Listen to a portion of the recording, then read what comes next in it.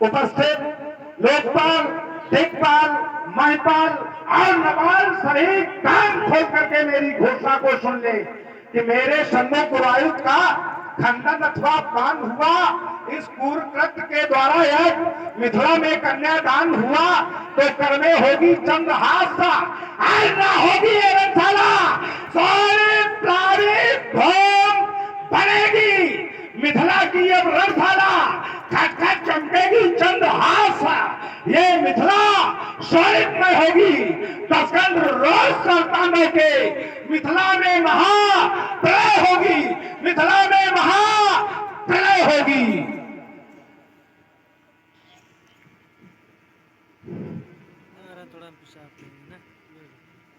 नीति का कथन है कि सठम पर सठम और साधारण पर जो जैसा व्यवहार करे उसके संग वैसा ही व्यवहार करना चाहिए, और हो ही सके तो भैया का शांत करो, हो ही सके और नहीं तो उतना तो वापस करना चाहिए।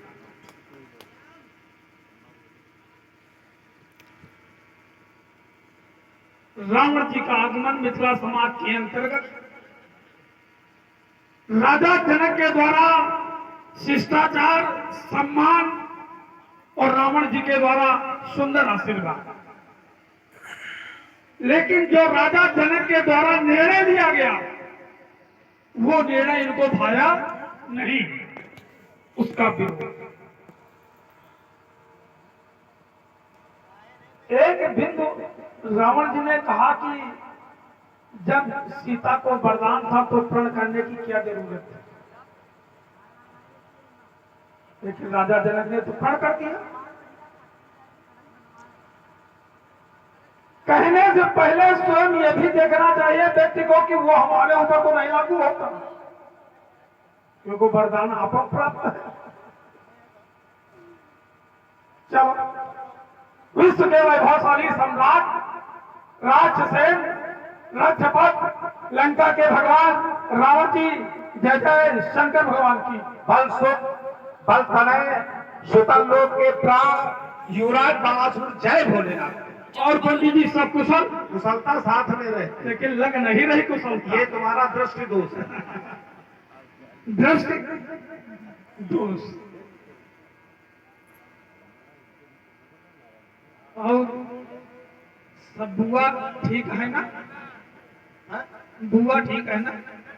क्योंकि आपके बीच हमारे संबंध भी तो है, तो जब मैंने कुशल पूछा तो बुआ के हालचाल लेना भतीजे का कर्तव्य है। तो वैसे उस व्यक्ति को वहां जाना चाहिए, जा करके हालचाल पूछना चाहिए। चलो बस इसी जगत का। हाँ। अगर व्यक्ति मिल जाए रास्ते में कहे तो तुरंत हालचाल पूछना चाहिए कि नहीं है? नहीं, तो तुम प्रत्यक्ष में मिल रहे हो और मैंने बुआ को पूछ लिया तो इसमें जाना नहीं, नहीं, अगर पूछा था तो व्यक्ति ये पूछता कि पुत्रों की क्या हालचाल है। थोड़ा थोड़ा काटो, थोड़ा थोड़ा काटो। अगर हमारी बुआ तुम्हारे यहाँ है तो मैं बुआ को पूछूंगा कि पुत्रों को, और पुत्रों को तो तुमने ऐसा बना दिया है कि वो बाद में बताएंगे, तो जो हमारी है उनको ही तुम्हें पूछूंगा।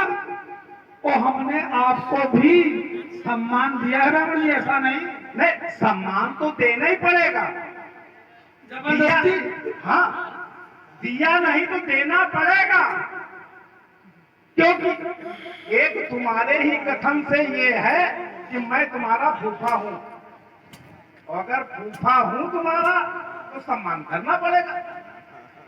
वैसे आजकल एक और मेरी विधा चल रही है कि मैं सम्मान करवा भी लेता हूं, अगर सम्मान कोई नहीं करता है तो मैं सम्मान करवा भी लेता हूं। बस इतनी ही बात है। नहीं, बात केवल इतनी थी, थोड़ा हमें ये चिंता हुई कि केवल बुआ के विषय में तुमने पूछा तो क्या बुआ से लगाव जाता, ऐसा कुछ? रावण जी आप कह रहे हो कि बुआ से लगाव ज्यादा, अरे हर व्यक्ति को अपनी बुआ से लगाव है। और फिर यहाँ मिथिला लंका नहीं रावण जी, वो तो मैं सम्मान आपका कर रहा हूँ, लेकिन आप एक क्षण आज ही सब थाली खाना बात एक रखिए। नहीं ये साफ है। तो इसका मतलब कि आप घबरा रहे हो। अगर अस्त्र शस्त्र लिए हो तो फिर घबरा रहे जानो। और मैं तो भी सम्मान कर रहा हूँ, आगे विधा अलग होगी। आपके द्वारा समाज के अंतर्गत बात रखी गई कि इनके द्वारा जो सारे विश्व का कल्याण हुआ और परोपकार हुआ, और परोपकार देख करके ही व्यक्ति को करना चाहिए, और नहीं तो इनकी नमक दुर्दशा हुई जाएगी। क्या परोपकार जब किया जाता है राम जी, तो क्या उसमें भी सोचोगे समझोगे, उसमें भी जाति का गणित लगाओगे, उसमें भी धर्म का लगाओगे? परोपकार तो एक स्वच्छ सिंधु है जो उसमें कोई सोचना विचारना नहीं चाहिए। और या तो परोपकार करो ना, और परोपकार करो तो फिर कहो ना। तो पंडित जी, ये परोपकार वाला पाठ जब कोई और मिला करे तो बताया करो। आपका परोपकार क्या है? आपने मानवता क्या किया? राजा जनक ने आपका सम्मान किया, और राजा जनक से कह रहे हो कि आप अपना कार्यभार देखो, और फिर उनके जाने पर आप यहाँ घोषणा कर रहे हो। तो ये परोपकार है, ये मानवता है। ऐसे व्यक्ति को तो चुल्लू भर पानी में डूब के मर जाना चाहिए। बोलो क्या बोलना चाहते? परोपकार, मैंने कहा था कि परोपकार व्यक्ति देखकर करना चाहिए। अगर कोई सज्जन व्यक्ति है तो लोग ये कहते हैं कि नहीं, ये व्यक्ति बहुत अच्छे हैं, इनका सहयोग किया जाए। क्या उसी मन से किसी अपराधी व्यक्ति के ऊपर परोपकार करता है? तुम ज्ञान पढ़ा रहे कि यहां किसी के साथ परोपकार कर दो। मैंने कहा था कि परोपकार किसी के साथ करो, परंतु परोपकार का पुरस्कार अगर अच्छे व्यक्ति के साथ किया गया है तो अच्छा मिलेगा, अगर बुरे व्यक्ति के साथ किया गया है तो अच्छा नहीं मिलेगा। मैंने ये कहा था, मेरी बात वहीं पर खड़ी है। व्यक्ति देखकर, जात देखकर मैंने नहीं कहा, मैंने कहा व्यक्ति देखकर। अगर अच्छा व्यक्ति है तो सहयोग करना चाहिए, परोपकार करना चाहिए। और अगर यही सत्य है तो आज इनके द्वारा किया गया परोपकार, इसका पुरस्कार इनको क्यों नहीं मिल रहा? रावण जी, अगर आपकी वार्ता हो गई हो तो यही से अपनी वाणी को अल्प विराम, अल्प विराम न इतनी जल्दी नहीं तो फिर नहीं सब विराम है नहीं, विराम थोड़ा ही अल्प विराम है। रावण जी, आप भगवान शंकर के अनन्य भक्त हैं, मैं स्वीकार कर रहा हूं, समाज भी स्वीकार कर रहे हैं,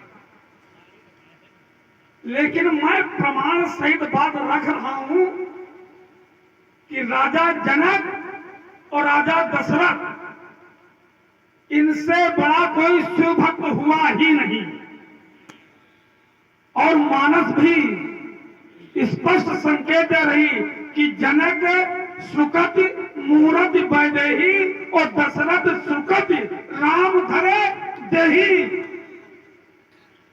और जब इनसे बढ़कर के कोई हुआ नहीं, और राजा जनक की पुत्री का प्राणी ग्रहण संस्कार है, तो आप भी स्वयं, आपको तो विरोध में जाना ही नहीं चाहिए पहली बात। और अगर चले गए हो तो मैं आपको एक परामर्श दे रहा हूं कि जो आपने यहां पर मिथ्या घोषणा रख दी है, इस घोषणा में कुछ सुधार कर ले रावण जी। प्रथम में रावण से बड़ा कोई शिव भक्त नहीं। रावण जी बस ना, पूरी बात ले, अपने कर्म में बोलना। रावण से बड़ा कोई शिव भक्त नहीं है। प्रमाण, सिर सरोज निज करण उतारी और अमित बार। एक बार नहीं, 2 बार नहीं, अमित बार पूजो त्रिपुरारी। मैंने शीशों को चढ़ाया है काट काट भगवान शंकर पर। अगर किसी ने एक उंगली चढ़ाई हो तो बताओ। दूसरी बात, आगे तुम्हारा बिंदु था कि जनक सुकत मूरत पैदे ही। वो जनक के सुकत है, शंकर जी के नहीं है। हर व्यक्ति के एक बड़ा अच्छा संदेश है, हर व्यक्ति के सुकृत और कुकृत के रूप में ही पुत्र और पुत्री हुआ करते हैं।